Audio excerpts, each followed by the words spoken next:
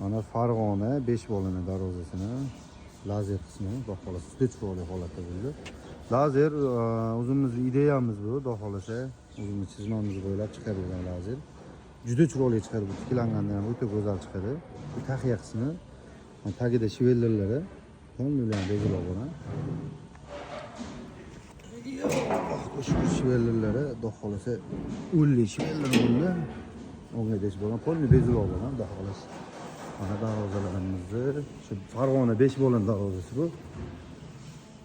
Mana bu darvoza, anaqasi darvoza esdan yo'q bu. Mana bu taraf.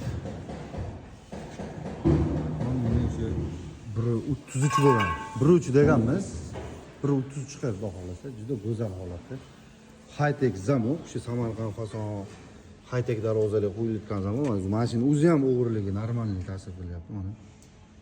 Oldi ko'rinishi bu. Qani joylashtirib olamiz ekranni. Oldi ko'rinishi juda chiroyli holatda, xudo xolasa.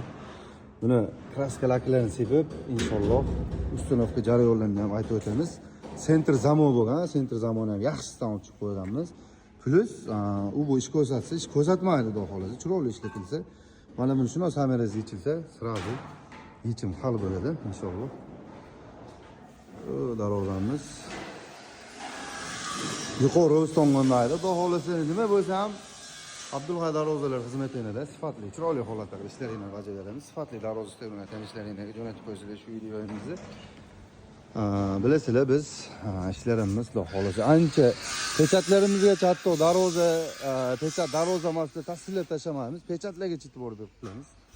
Libboy darvozamizni oldiga qo'yib yaqinlashtirib olamiz. Libboy darvozamiz, xudo xolasa, lisli pechat qizig'i yo'q.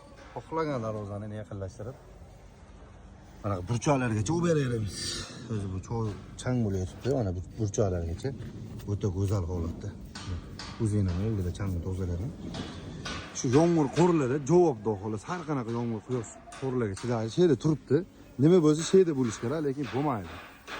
Sog' bo'linglar, charchamanglar, xizmatlarga aloqa qilamiz.